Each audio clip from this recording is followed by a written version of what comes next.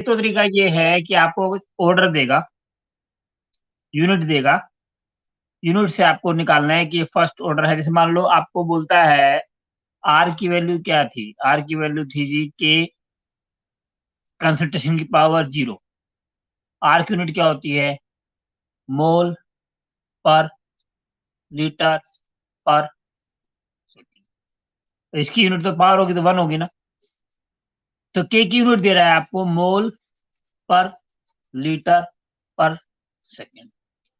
अब आपको ये बताना है कि ये कौन सी ऑर्डर ऑफ द रिएक्शन है। तो ऑटोमेटिक सी बात है कि ये 0 ऑर्डर है। अगर मैं आपको के की यूनिट देता हूं मोल पर लीटर पर सेकेंड, तो क्या आप ये बता पाओगे कि 0 ऑर्डर है? बिल्कुल बता पाओगे। सेकंड क्वेश्चन क्या है, के की वैल्यू कुछ भी है और दे रहा है जी लीटर पर मोल और पर सेकेंड। तो ये 0 ऑर्डर नहीं है, सेकंड ऑर्डर है। रेट की वैल्यू क्या होगी, रेट होगा के इंटू में कंसंट्रेशन पावर 2। ठीक है ना जी। अब अगर ये है तो आर की वैल्यू क्या है, मोल पर लीटर पर सेकेंड के। ये क्या है, मोल पर लीटर की पावर 2, क्योंकि सेकेंड ऑर्डर है ना ये, तो 2 से ये कट जाएगा। तो के की वैल्यू हो जाएगी 1/सेकेंड अपॉन मोल पर लीटर, उल्टा हो जाएगा लीटर मोल सेकेंड। तो ये क्या होगी, सेकेंड ऑर्डर रिएक्शन होगी। तो एक क्वेश्चन तो ये है कि आपको के की यूनिट से 0 फर्स्ट सेकंड निकालना, निकाल लोगे ना, एक काम खत्म हो गया। दूसरा काम क्या है, दूसरा काम है कि आपको रेट देगा, ए की कंसंट्रेशन देगा मान लो 5, बी की देगा 10, फिर ये R1 हो गया, फिर वो R2 देगा 5 15। अब मान लो इसकी वैल्यू दे रखी है 3, इसकी वैल्यू दे रखी है 9।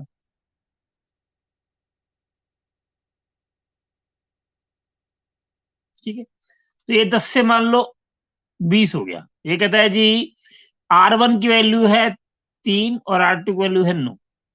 तो हम क्या कर सकते हैं, ये तो फिक्स्ड हो गया ए, इसे काट देंगे तो ये दुगना हो गया। दुगना होने से ये 3 की बजाय 9 हो गया ऑर्डर, तो यानी कि 3 की कंसंट्रेशन 2 हो गई। कहना क्या चाहता है, आपको R1 देगा, R2 देगा, R3 देगा, R4 देगा, ए कंसंट्रेशन देगा, बी की देगा, इसकी देगा, इसकी देगा, इसकी देगा, इसकी देगा, इसकी देगा, इसकी देगा। इसमें से एक फिक्स कर लेना, एक फिक्स करके आप ए की पावर निकाल लोगे अल्फा, फिर दूसरे को फिक्स कर लेना, फिर बी की पावर बीटा निकाल लोगे। तो इस अल्फा प्लस बीटा को यूज करके ऑर्डर निकाल लोगे।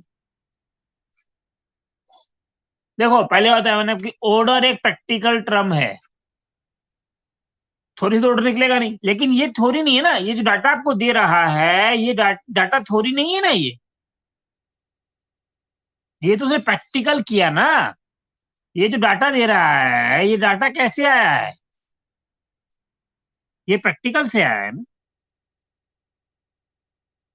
तो ये डाटा थोड़ी नहीं है, इस डाटा को आपने प्रोसेस किया, प्रैक्टिकल से डाटा आया, डाटा ने प्रोसेस किया, प्रोसेस से अल्फा की निकालोगे और बीटा की निकालोगे, फिर अल्फा बीटा को पुट करके ऑर्डर निकालोगे। एक ये काम हो गया। फिर कुछ ट्रिकी क्वेश्चन पूछ लेगा, कहता है कि टी हाफ है, टी हाफ इंडिपेंडेंट है कंसंट्रेशन से, तो ये फर्स्ट ऑर्डर है, पक्की बात है। और क्या क्वेश्चन देगा, और क्वेश्चन क्या देगा, आपको एक ग्राफ देगा, कहता जी ये ग्राफ दे रखा है मैंने कंसंट्रेशन का और टाइम का, और ये फर्स्ट ऑर्डर रिएक्शन है। तो अब ये बताओ कि ये स्लोप क्या होगा। निकालना है। स्लोप जो है, स्लोप की वैल्यू क्या है? तो एक तरह का क्वेश्चन आपको दे सकता है कि आपसे थ्योरेटिकल क्वेश्चन पूछेगा कि ऑर्डर में और मॉलिक्यूलरिटी में क्या अंतर है। तो ऑर्डर वर्सेस मॉलिक्यूलरिटी, एक ये क्वेश्चन दे सकता है आपको, ऑर्डर वर्सेस मॉलिक्यूलरिटी। तो ये करना है आपको। ब्लर आ रहा है? अभी तो ठीक आ रहा था। सबको ब्लर आ रहा है क्या? पहले तुमको भी ब्लर आ रहा है क्या ये? अब नहीं,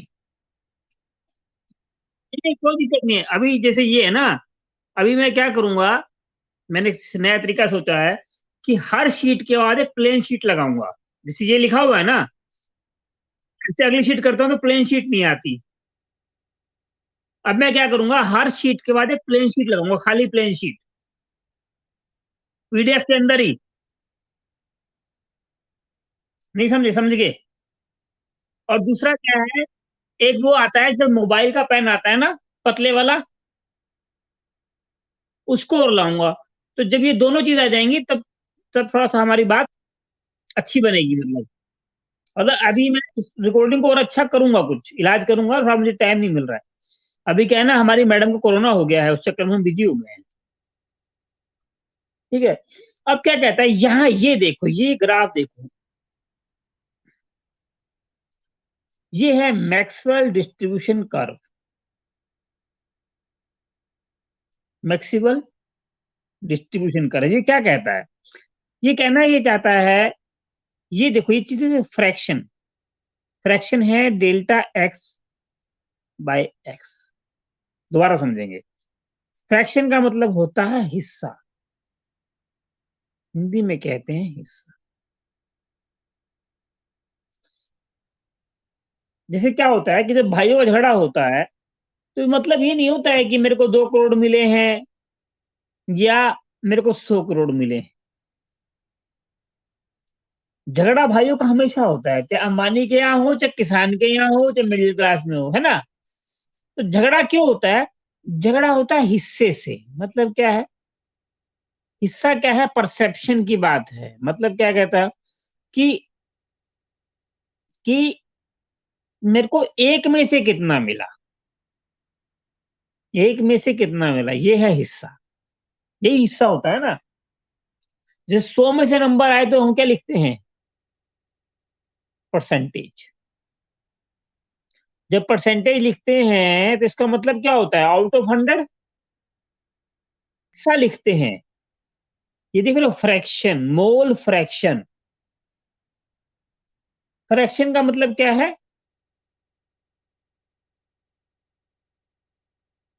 हिस्सा। क्या कहता है कि ये जो सबसे ज्यादा हाइट है,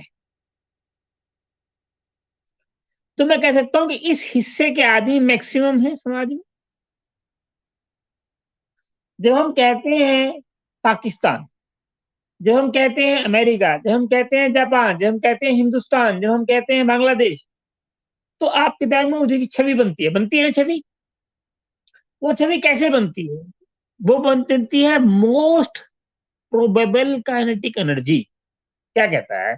एक हिस्सा दिया है इसने, प्रोबेबिलिटी, मतलब उम्मीद, आशंका, संभावना। अब क्या कहता है? मोस्ट प्रोबेबल एनर्जी, कहता है कि वो एनर्जी जिसकी मैक्सिमम संभावना है, वो है मोस्ट प्रोबेबल एनर्जी। ठीक है ना? अब कहता है कि ये 2 ग्राफ देता है आप। कहता है कि जब मैं टेम्परेचर को बढ़ाता हूं, जब मैं टेम्परेचर को बढ़ाता हूं, देखो यहां पे ये T+10 दे रहा है। ये नीचे वाला जो ग्राफ है ना, ये T+10 का है। ऊपर वाला ग्राफ टी का है, देख रहे हैं? दोबारा देखेंगे। हाँ। क्या?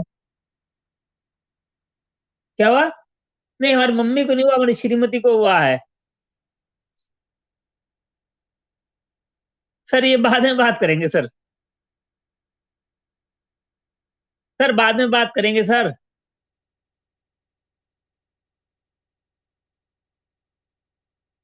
अरे तो बात नहीं, बाद में बात करेंगे। अब ये क्या कहता है? ये कहता है कि एक घर में ज्यादा बच्चे पढ़ते हैं, पढ़ने वाले तो ज्यादा हैं, पढ़ने वाले ज्यादा हैं।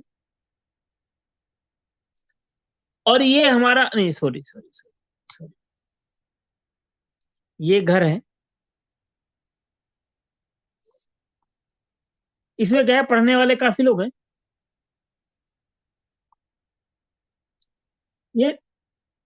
ये दूसरा है।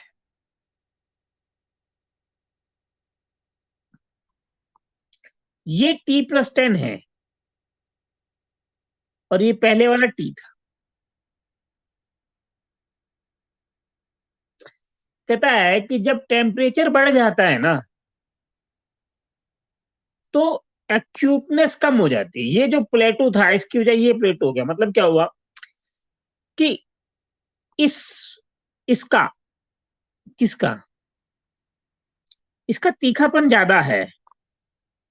टी वाले का तीखापन ज्यादा है, T+ का तीखापन कम है।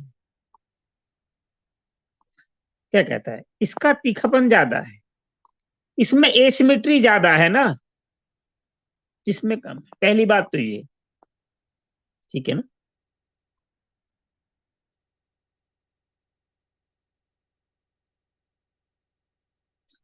क्या कहता है? कहता है लेकिन रिएक्शन कौन सा एलिमेंट करता है? रिएक्शन करता है ये वाला हिस्सा, जिसकी ये ज्यादा है। ऐसा हो सकता है कि एक घर में ज्यादा बच्चे पढ़ते लेकिन नौकरी किसी की नहीं लगती। एक घर में क्या पढ़ते कम बच्चे लेकिन नौकरी ज्यादा की लग जाती है, क्योंकि वो इसकी लगती है। किसकी भला? जिसका एनर्जी E को पार करता है। दोबारा समझेंगे हम, कोई जल्दी नहीं है। क्या कहता है? The energy to form intermediate कार्ड activated complex is known as activation energy, is obtained by plotting potential energy versus reaction coordinate. Reaction coordinate represent the profile of energy changes when reactant change into products. कहता है कि यही जो reaction profile है, ये हमें सब molecule चिंता नहीं है, हमें उस मॉलिक्यूल की चिंता है जिस जो एक्टिव एनर्जी को पार करता है। और जो एनर्जी को पार करता है वही रिएक्शन करता है। कहता है सम एनर्जी इज रिलीज, ये जो गैप है ये वाला, ये डेल्टा एच है। अल्टीमेटली फायदा और नुकसान तो डेल्टा एच का ही होगा, बट इसके बिना काम नहीं होगा। क्या कहता है? पूछता हूं आपसे, एनर्जी कितनी निकलेगी? एनर्जी सिर्फ इतनी निकलेगी। जो एनर्जी निकलेगी ना, रिएक्टेंट की ज्यादा है, प्रोडक्ट की कम है। एनर्जी है ना ये। जब रिएक्टेंट की ज्यादा है और प्रोडक्ट की कम है, तो उसको तो एनर्जी निकलेगी। एनर्जी निकलेगी डेल्टा एच, और डेल्टा एच थर्मोडायनेमिक्स का विषय है। थर्मो मतलब हीट, डायनेमिक्स मतलब मैकेनिज्म। हीट कितनी निकलेगी, कितनी जाएगी, ये डेल्टा एच का विषय है। इसका काइनेटिक्स से कोई लेना देना नहीं है। केमिकल काइनेटिक्स को इस बात से कोई मतलब नहीं है कि डेल्टा एच हो सकता है ज्यादा निकल जाए। डेल्टा एच से काइनेटिक्स का कोई लेना देना नहीं है। काइनेटिक्स का लेना देना किस बात से है? इस हाइट से है। जब तक एक्टिवेटेड कॉम्प्लेक्स तक हाइट नहीं जाएगी, रास्ते की बात है ना, काइनेटिक्स तो स्पीड की बात करती है। काइनेटिक्स कहती क्या है कि डेल्टा एच कितनी निकलेगी इससे कोई मतलब ही नहीं है, काइनेटिक्स का कोई मतलब ही नहीं है डेल्टा एच से। लेकिन डेल्टा एच जाने के लिए आपको, रिएक्शन होने के लिए आपको इस पाथ को लेना है, और इस पाथ पे जाने के लिए कम से कम ये होना चाहिए, एक्टिवेशन एनर्जी। और एक्टिवेशन एनर्जी किसकी होगी? उन मॉलिक्यूल्स को भी एनर्जी ज्यादा है। दोबारा पढ़ते हैं, क्या कहता है, some energy is released when the complex decomposes to form the product. जब ये नीचे आएगा तो एनर्जी निकलेगी। So the final heat of reaction depend upon the nature of reactant and product। वो क्या कहता है कि डेल्टा एच डिपेंड करता है इस पे और इस पे, डेल्टा एच को पास से कोई लेना देना नहीं। दो बातें कहता है ये, रिएक्शन की स्पीड को लेना देना डेल्टा एच से नहीं है, रिएक्शन की स्पीड किस स्पीड से भागेगी इसका डेल्टा एच से कोई लेना देना नहीं है। उल्टा भी कह सकते हैं कि डेल्टा एच को इस बात से कोई लेना देना है ही नहीं कि ये एक्टिवेशन एनर्जी कितनी है, इस बात से डेल्टा एच को कोई लेना देना है ही नहीं। डेल्टा एच को तो गैप से मतलब है, डेल्टा एच को तो इससे और इससे मतलब है। दो समझात समझिए कि काइनेटिक्स का डेल्टा एच से कोई लेना देना नहीं, क्लियर सी बात है। और उल्टा कह सकते हैं कि डेल्टा एच को इससे कोई मतलब ही नहीं है कि ये कितना, इस ये से लेना देना किसका है, काइनेटिक्स का। डेल्टा एच का लेना देना इस बात से है कि रिएक्शन होगी कि नहीं होगी। देखो, रिएक्शन होना ना होना एक अलग बात है, रिएक्शन की स्पीड एक अलग बात है। ये कहती है काइनेटिक्स। काइनेटिक्स कहती है कि रिएक्शन होगी क्या नहीं होगी ये तो थर्मोडायनामिक्स डिसाइड करेगा। कोई रिएक्शन होगी कि नहीं होगी ये डिपेंड करेगा डेल्टा जी पर। डेल्टा जी क्या है, डेल्टा एच माइनस, अगर डेल्टा जी नेगेटिव होगी तो ही रिएक्शन होगी। रिएक्शन का होना या ना होना इसका काइनेटिक्स से कोई लेना देना है नहीं। दोबारा समझेंगे, रिएक्शन होती है या नहीं होती है इस बात का डेल्टा जी से लेना देना है। रिएक्शन स्पॉन्टेनियस है मतलब होगी या नहीं होगी। दोबारा समझेंगे हम बात को। कहता है यहां पे थोड़ा सा सवाल आपको आता है कि रिएक्शन का होना यानी कि स्पॉन्टेनिटी, ये काइनेटिक्स का विषय नहीं। रिएक्शन होगी या नहीं होगी, रिएक्शन की फिजिबिलिटी, फिजिबिलिटी का मतलब होता है होना या ना होना, ये काइनेटिक्स का विषय नहीं। ये विषय है डेल्टा जी का। डेल्टा जी का फॉर्मूला होता है delta H minus T delta H, जो हमने पढ़ा है आपको 11th। डेल्टा जी अगर नेगेटिव होगी मतलब if delta G is less than zero तभी रिएक्शन स्पॉन्टेनियस होगी, पहली बात तो ये। और डेल्टा जी काइनेटिक्स का विषय नहीं। काइनेटिक्स कब आती है, जब ये हम कहते हैं रिएक्शन होगी। जब रिएक्शन होगी ही नहीं तो काइनेटिक्स का रोल ही नहीं है। जब हम कहते हैं कि हाँ रिएक्शन होगी तब आती है काइनेटिक्स का रोल। और काइनेटिक्स क्या कहती है कि उसका इस डेल्टा एच से कोई लेना देना नहीं। ये डेल्टा एच थर्मोडायनेमिक्स का विषय है, पहली बात हो गई। ओके, अब काइनेटिक्स का विषय क्या है, ये जिसे हम कहते हैं ई ए। उल्टा भी कह सकते हैं कि थर्मोडायनेमिक्स का कोई मुद्दा नहीं है काइनेटिक्स से। एग्रीड। हर बच्चे को पता है कि पढ़ने से फायदा होगा, फायदा होता है, हर बच्चे को पता है। बच्चा पढ़ता क्यों नहीं, क्योंकि पढ़ना मुश्किल काम है। तो ये मुश्किल की बात कर रहा है। रिएक्शन में जितना हाई ये होगा उतना ऊपर से जाना पड़ेगा, उतना मुश्किल होता जाएगा। फायदा की बात नहीं कर रहा है वो कह रहा है कि जितना ये होगा ज्यादा,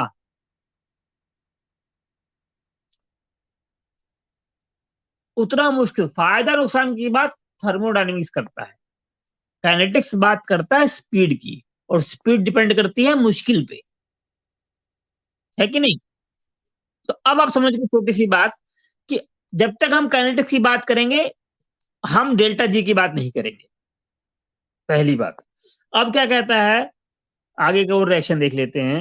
कहता है some energy released when the complex decomposes to form a product, so the final heat of reaction depend on the nature of the reactant and product। इसमें स्पीड की कहीं बात आई ही नहीं।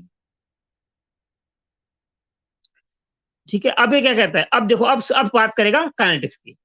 all the molecules reacting species do not have same kinetic energy। कहता है कि ये पानी की थाली है, होती है नहीं है, तो ये वाष्प क्यों बनता है? पानी का तो टेम्परेचर 100 डिग्री सेल्सियस का होता है। दोबारा समझेंगे। ये एक कटोरी है,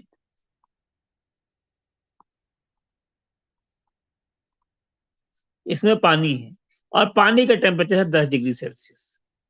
तो ये पानी तो 100 से नीचे है, इसकी तो कभी भी वाष्पीकरण होना ही नहीं चाहिए, लेकिन ऐसा नहीं है। पानी के मोलिक्यूल्स आपस में टकराते रहते हैं, एक की स्पीड 10 होगी, एक की 50 होगी, एक की 500 भी होगी। जिसकी 500 की उड़ के ऊपर चला जाएगा, बाकी नीचे रह जाएंगे, वो वाष्प बन जाएगा।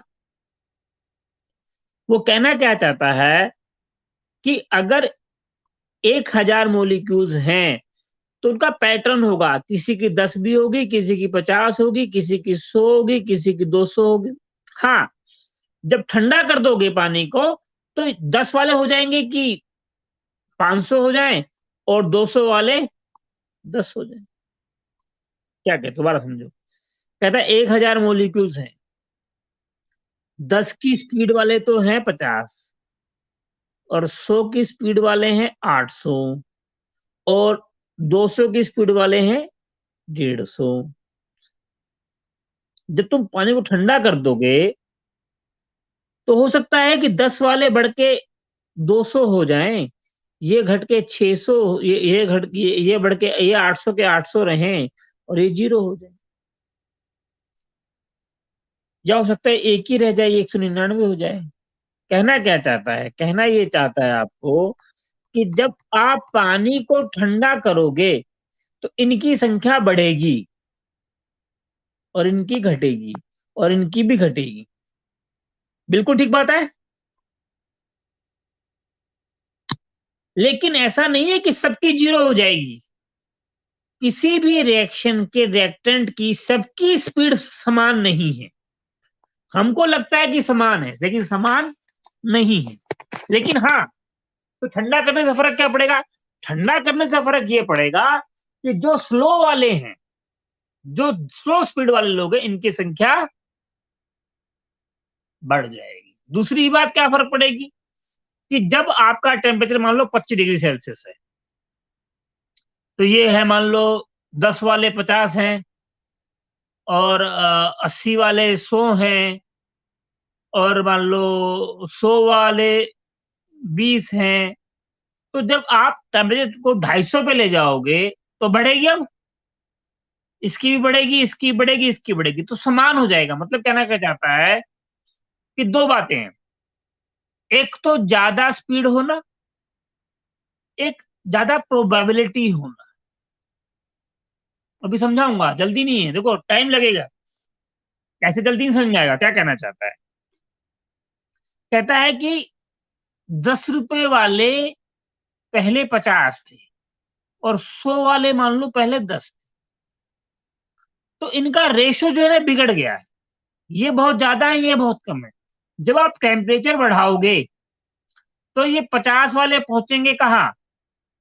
10 वाले पहुंच जाएंगे 20 पे, या 80 पे। 100 वाले पहुंचेंगे 120 पे। लेकिन रेशियो कैसा हो जाएगा? 30:30। इनमें जो गैप है ना, क्या कहता है, कहता है कि ये जो ग्राफ है, जब टेम्परेचर बढ़ाओगे तो ये ऐसा हो जाएगा। पहले कैसा था, जब ठंडा था, ये पहले पहाड़ की तरह था, अब ये पठार की तरह हो जाएगा। पठार को हिंदी इंग्लिश में बोलते हैं प्लेटू। दो चीज देखने वाली बात है, प्लेटू समझते हैं ना, प्लेटू। प्लेटू में ऐसा होता है और पहाड़ ऐसा होता है। जब आप टेम्परेचर बढ़ाओगे तो प्लेटू बनाओगे, पहली बात। प्लेटू क्या बनाएगा, मतलब क्या कहता है कि किसी को बहुत ज्यादा पैसे, किसी को बहुत कम पैसे, ये नहीं होगा। ये है प्लेटू। प्लेटू क्या कहता है कि वो लोग जो सबसे ज्यादा हैं, मोस्ट प्रोबेबल,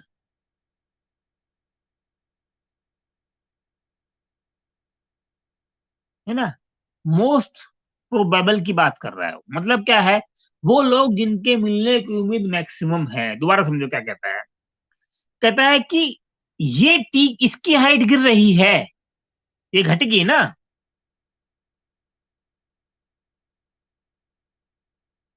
ये हाइट करिए मतलब क्या है, उन लोगों की संख्या गिर गई जो ज्यादा ज्यादा है। मतलब कहना क्या चाहता है कि पहले जब 20 डिग्री टेम्परेचर था तो 70% लोग फेल होते थे और 30 पास होते थे। जब हम टेम्परेचर बढ़ा करके 200 पे ले गए या 25 डिग्री पे ले गए, मान लो पहले 20 डिग्री की बात कर रहे हैं, 70, 30, आप 25 डिग्री की बात करेंगे तो 25 डिग्री पे क्या होगा, 60, 40। इनमें जो गैप है ना, वो घटता चला जाएगा। जब घटता चला जाएगा तो फ्रैक्शन कैसा हो जाएगा, फ्रैक्शन क्या है, हिस्सा। आदमी को दुखी बात थोड़ी है कि मुझे 2 लाख मिले या 60 लाख मिले, उसे दिक्कत क्या है कि मेरा हिस्सा कम है। फ्रैक्शन की बात कर रहा है, क्योंकि टोटल क्या है, 100 है ना। जब इसका घटेगा तो इसका अपने आप बढ़ेगा। ये है फ्रैक्शन। इस ग्राफ में दो चीज देखने की है।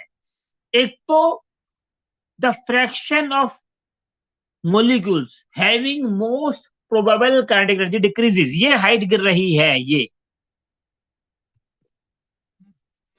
लेकिन उसका रिएक्शन में रोल ही नहीं है। अरे सारे देश को हम 12वीं पास करा दें और साइंटिस्ट को बनाए नहीं, ये भी कोई अच्छी बात है क्या? ऐसी हालत है। इसका मतलब ये है, इसमें क्या है, स्क्यूड है। स्क्यूड मतलब एक तरफ झुका हुआ।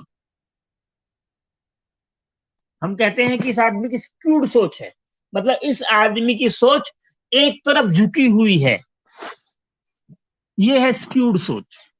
लेकिन ये है ब्रॉड सोच, मतलब जितनी, मतलब किसी एक की चलेगी तो थोड़ी बात समझ में आ गई, थोड़ी देर में और आएगी।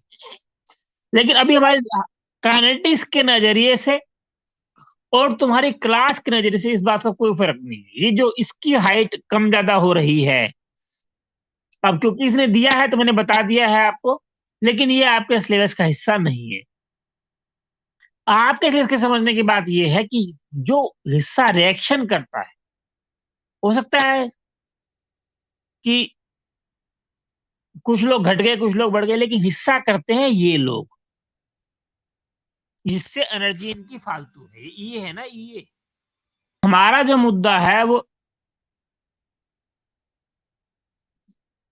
हमारा मुद्दा, तुम्हारा मुद्दा कम से कम, वो इसका नहीं है।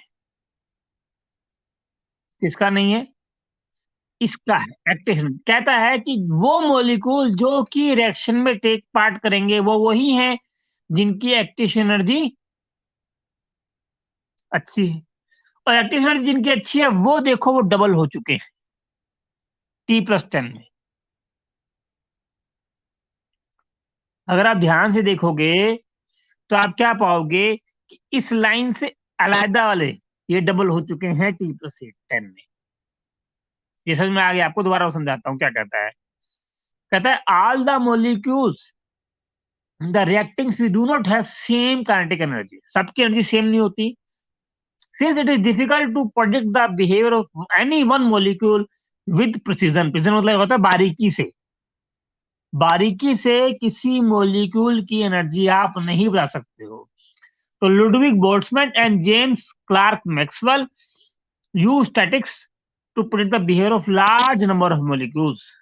इसे कहते हैं Maxwell Boltzmann distribution curve. Okay, according to them according to them, the distribution of kinetic energy may be described by plotting fraction. Fraction क्या होता है? Ne by n total. E मतलब जो मेरे पास एनर्जी है और टोटल में से जो हिस्सा है वो फ्रैक्शन हो गया। फ्रैक्शन मतलब हिस्सा। 100 में से परसेंटेज आती है, 1 में से फ्रैक्शन आता है। With kinetic energy E versus kinetic energy का उसने ग्राफ ले लिया, और ग्राफ क्या कहता है? ग्राफ ये कहता है here any is the number of molecules with energy. ये हो गया, ठीक है। The peak of the curve, ये जो पीक है ना इस केस में, इसे क्या बोले? ये क्या कहता है कि ये मोस्ट प्रोबेबल काइनेटिक एनर्जी, वो एनर्जी जो आमतौर पर पाई जाएगी, जो आमतौर पर पाई जाएगी, मान लो 50, और फिर पाई जाएगी मान लो 70। टेम्परेचर बढ़ाएंगे तो एनर्जी बढ़ेगी ना। पहले 50 थी, अब 70 हो गई। पहले मान लो 50 आधे लोगों की थी, तो 70 अब 1/3 लोगों की होगी। कहना क्या चाहता है कि एनर्जी तो बढ़ेगी, आमतौर पर पाए जाने वाली एनर्जी तो बढ़ेगी, लेकिन उसका फ्रैक्शन घटेगा। वो जनसंख्या जो अनपढ़ थी वो घटेगी। कहना क्या चाहता है कि जैसे जैसे टेम्परेचर बढ़ाएंगे, आमतौर पर पाए जाने वाली एनर्जी तो बढ़ेगी, 50 की 70 होगी, लेकिन फ्रैक्शन घटेगी। वो उन लोगों की संख्या घटेगी जिनकी एनर्जी मैक्सिमम पाई जाती है। तो मोस्ट प्रोबेबल काइनेटिक एनर्जी बढ़ेगी, लेकिन जिन लोगों के पास वो एनर्जी है उनका हिस्सा घटेगा। समझ में आ गई बात? ये दोबारा समझेंगे, कोई बात नहीं, आगे समझ में आएगी, है ना। अगर नहीं भी आए तो घबराने की जरूरत नहीं है, तुम्हारे सिलेबस में है भी नहीं है, तुम्हारे सिलेबस में यही बात है। Kinetic energy of maximum fraction of molecules, there are decreasing number of molecules with energies higher और लेवर। प्लेटू आ रहा है ना, अब प्लेटू आएगा तो ये नहीं होगा। ओके, वैन टेम्परेचर, ठीक है, ये हो गया। नेक्स्ट पन्ना देखो, एक नेक्स्ट पन्ना। बस ये कहना चाहता है यहाँ पर, proportion of molecule much higher energy. The area under the curve must be constant the area since total probability must be 1. Probability maximum कितनी आएगी? 1. We can mark the position of EA on Maxwell-Boltzmann distribution curve. Increasing the temperature of a substance increase the fraction of molecules which collide with energy greater than EA. यही यहाँ से तुम्हारा concept important हो जाता है कि जब temperature बढ़ाते हैं, उन मॉलिक्यूल्स की संख्या का फ्रैक्शन, फ्रैक्शन मतलब हिस्सा, जब टेम्परेचर बढ़ाते हैं तो उन मॉलिक्यूल्स का फ्रैक्शन, उन मॉलिक्यूल की हिस्सेदारी बढ़ जाती है जिनका EA से ज्यादा एनर्जी है। कहता है कि जब हम टेम्परेचर बढ़ाते हैं तो the fraction of molecules having energy more than EA increases, और वही रिएक्शन करते हैं। It is clear from this diagram that the curve T+10, the area showing under the fraction of molecules having energy equal to or greater than actation energy gets doubled, leading to the doubling rate of the equation। ठीक है, ये clear हो गया। In Arrhenius equation factor E upon R T क्या कहता है? एक एरिनियस equation है 4.18, ये जो ई है ना, ई इसका लोग ले लो आप। मैंने क्या कहा था आपको? K is equal to A into में E A upon R T, where A is called Arrhenius equation. अब इसकी वैल्यू निकालूंगा मैं, इस ए की वैल्यू निकालनी है मुझे। नहीं समझे? अब हमने फॉर्मूला दिया था आपको, क्या फॉर्मूला दिया था? हमने दिया था आपको K where is the reaction rate constant A is a constant E की power minus E upon R T. अब आपको क्या करना है? आपको इस ए की वैल्यू निकालनी है। ओके, टारगेट समझ में आ गया हमारा। अब क्या कहता है? अब आपको, आप लोग ले लो, K is equal to A into E की power minus E upon R T, taking log both side. ये हो जाएगा L N K is equal to L N A plus L N minus E upon R T. ठीक है ना जी? इसको इधर ले आएंगे,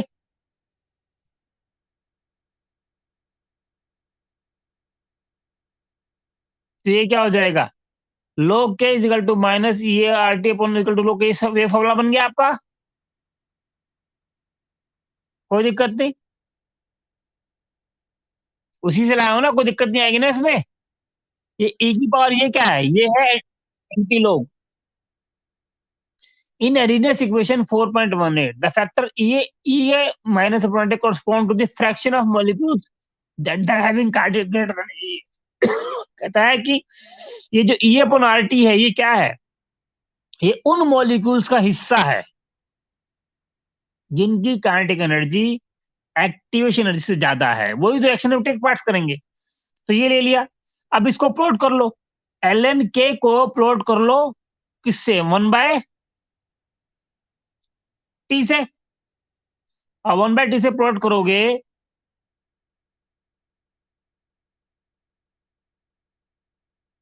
ये 1/t से प्लॉट किया है, एल एन को प्लॉट किया है, तो स्लोप क्या हो गया? Minus E upon R T.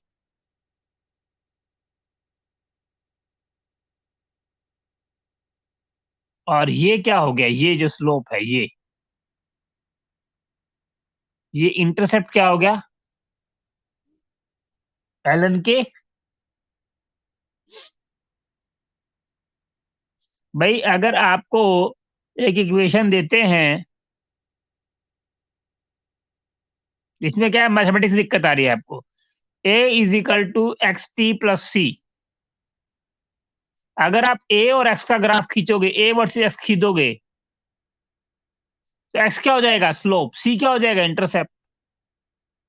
ये मैथमेटिक्स का फॉर्मूला है कि अगर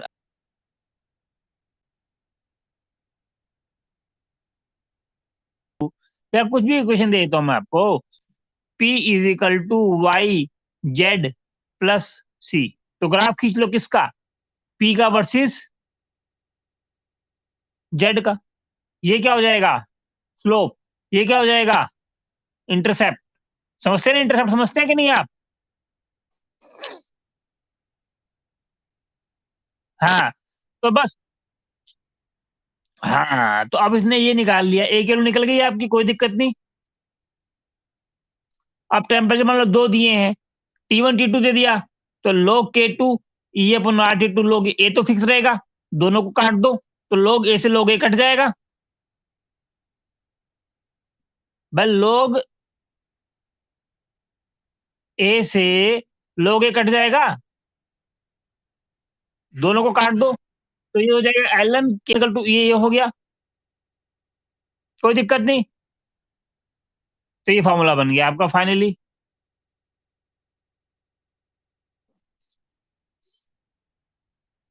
ये ln को हटाएगा,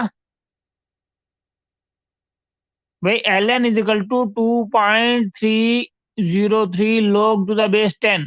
क्या प्रिया? प्रिया हैवी की आवाज आ रही है नहीं आ रही उसको? प्रिया पांडे हो तुम? हाँ प्रिया पांडे हैं, मुझे लगा प्रिया पांडे सो गए। ठीक है, नहीं है ना? हाँ वही मैं सोचा, बहुत देर से आवाज तो आई नहीं उसकी। चलो ठीक है, ये हो गया क्वेश्चन, समझ में आ गया ये?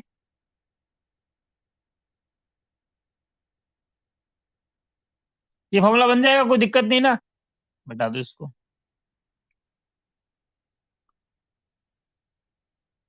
तो अब क्या कहता है, एक सौ न्यूमेरिकल तुम्हें दे दिया इस पे, rate constant eight 500 kelvin and 700 kelvin, ये दिया है और ये दिया है। दिख रहा है कि ये फर्स्ट ऑर्डर कांस्टेंट है ये।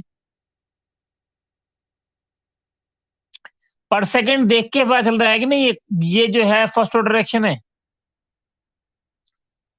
के की यूनिट देख करके पता चल जाना चाहिए आपको, फर्स्ट ऑर्डर है कि सेकंड ऑर्डर है कि थर्ड ऑर्डर है कि जीरो ऑर्डर है। फॉर्मूला ये है ही, इसे पुट कर दो इसको। लो ये दिया है, ये दिया है, ये दिया है, ये दिया है, ये दिया, ये निकाल लोगे आप, इसे पुट करके आप ए निकाल लोगे, कोई मुश्किल है नहीं। कह रहा है फर्स्ट ऑर्डर रेट कांस्टेंट, ये यूनिट दिए से चल जाएगा पता कि फर्स्ट ऑर्डर है ये। एक रिएक्शन दी है, टेम्परेचर दिया है, के दिया है, एक्टिव एनर्जी दिया है, रेट कांस्टेंट निकालना है दूसरे टेम्परेचर पे, तो आप पहले इससे ए निकालोगे। 600 केल्विन, T1 T2 दिया है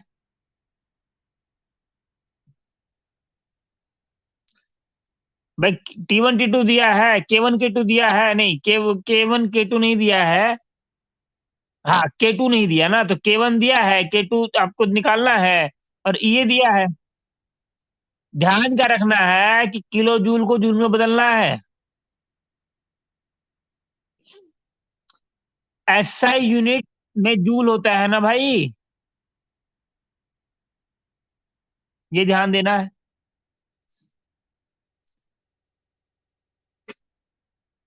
ठीक है, ये समझ में आ गया आपको? अब इसमें कुछ नहीं है, ये आपका हो जाएगा। ये आप K1 K2 निकल जाएगा, इसमें कोई मुश्किल नहीं है।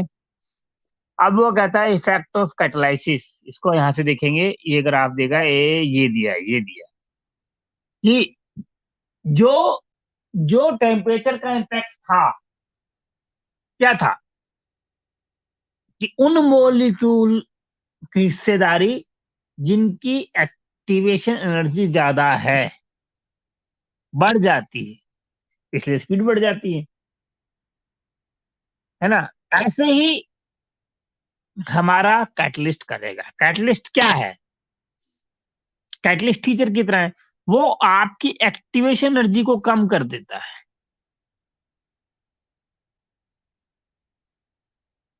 ये कर दिया, ये इसने घटा दिया।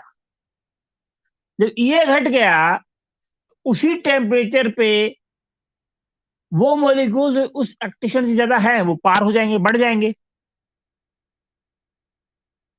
समझ रहे हो भैया?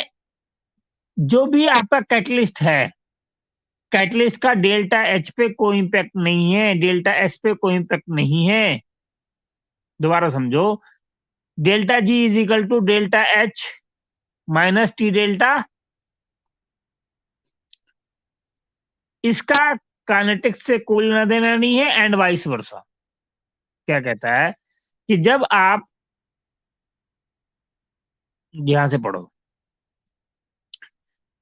Effect of catalyst, a catalyst is a substance which altars मतलब बदलना। A catalyst is a substance which alters the rate of reaction without itself undergoing any permanent chemical change। हमारे जो कैटलिस्ट हैं वो कहीं नहीं जाता, तुम समझो कैटलिस्ट लाइक ए टीचर।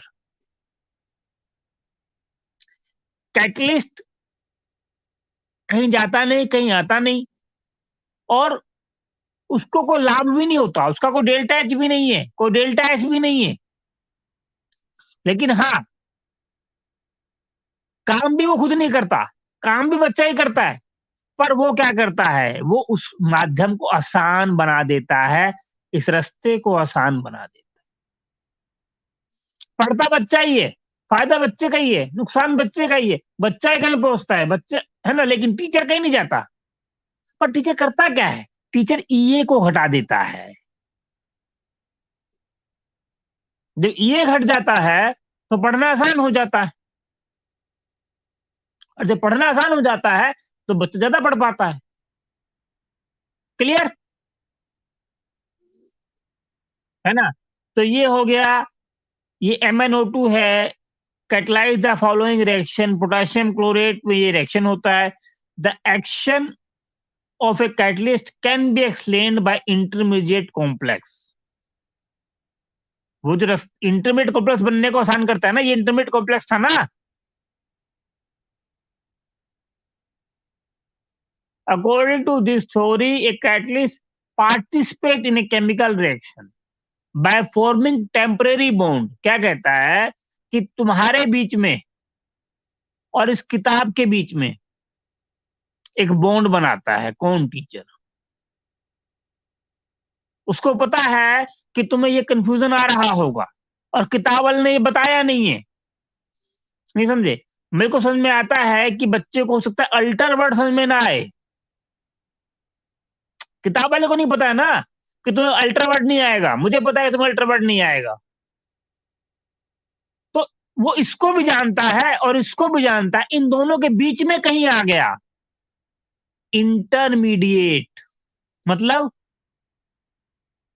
इन दोनों के बीच में कहीं आना, है ना।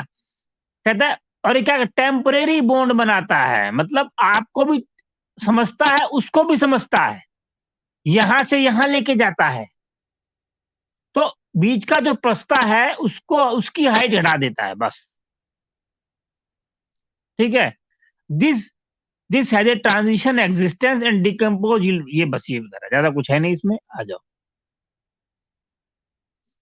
ये बता रहा है, it is believe that catalyst provides an alternate pathway और reaction mechanism by reducing the activation energy between reactant and products and hence lowering the potential energy barrier. Energy barrier है ना, ये एनर्जी बैरियर इसे कम कर देता है।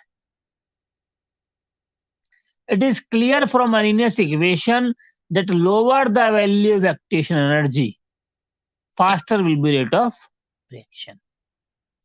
जितना आपको समझ में आएगा दोनों साइड का, भाई मैंने अभी ये जो नया मेथड लिया है, ये किताब के साथ वाला, ये क्यों लिया है?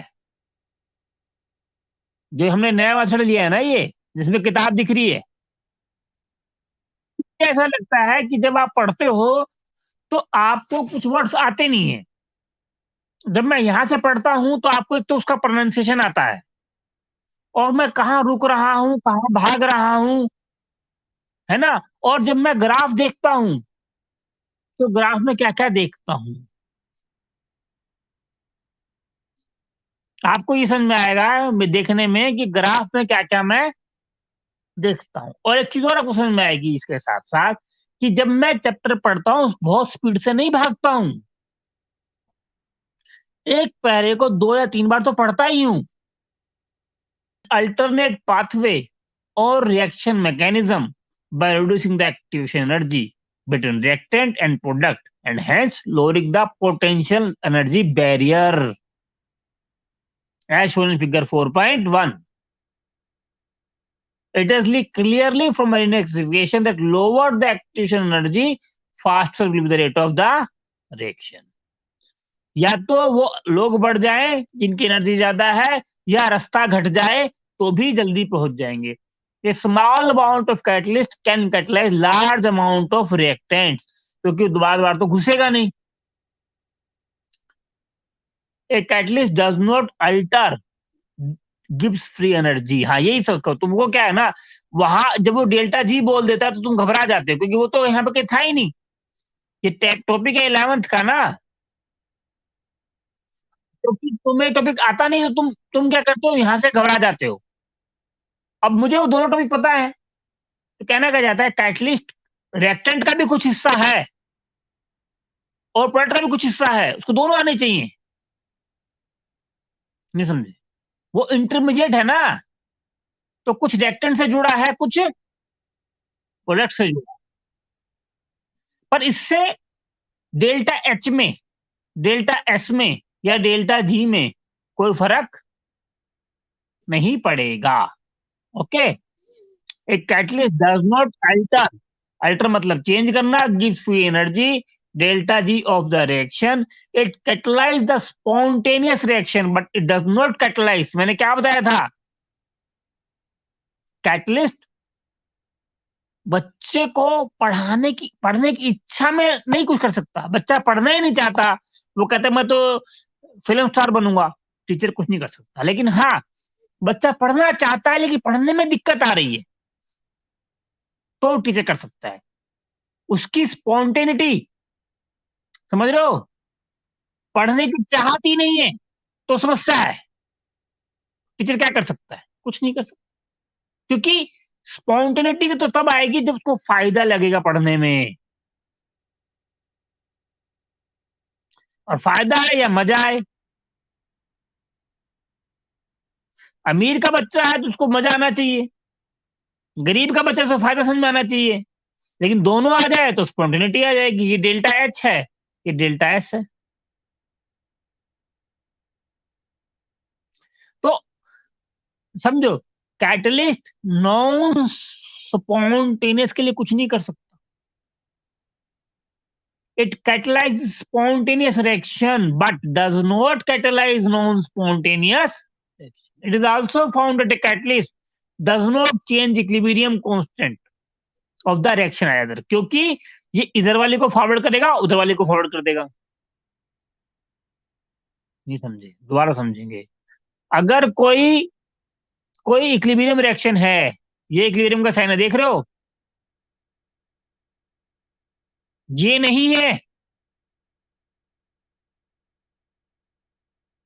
ये नहीं है, ये राइट है साइन। समझे कि नहीं? अब कैटलिस्ट से ये फास्ट हो जाएगा, तो ये भी फास्ट हो जाएगा, क्योंकि कैटलिस्ट जितना रिएक्टेंट का था उतना प्रोडक्ट का भी है। इसलिए इक्विलिब्रियम कांस्टेंट के जो क्या था, सी की पावर सी, डी की पावर डी, बटे में ए की पावर ए, बी की पावर बी, वो बदलेगा नहीं, क्योंकि जितना वो सी और डी को बढ़ाएगा उतना ए और बी को बढ़ाएगा, या जितना वो ए बी और बी को बढ़ाएगा उतना सी और डी को बढ़ाएगा। इसलिए इक्विलिब्रियम कांस्टेंट के की वैल्यू पलटेगी नहीं। ठीक है, क्या समझ में आ गया ना ये? अब दोबारा इसको पढ़ेंगे। A small amount of catalyst can catalyse a large amount of reactant. A catalyst does not alter gives free energy delta G of a reaction. It catalyzes the spontaneous reaction but does not catalyze a non-spontaneous reaction. It is also found that a catalyst does not change the equilibrium constant of a reaction, rather it helps in attaining equilibrium faster. जल्दी तो पहुंचाएगा equilibrium को, लेकिन कहीं और नहीं पहुंचाएगा। Equilibrium constant के जल्दी तो आ जाएगा, लेकिन अलग जगह नहीं आएगा।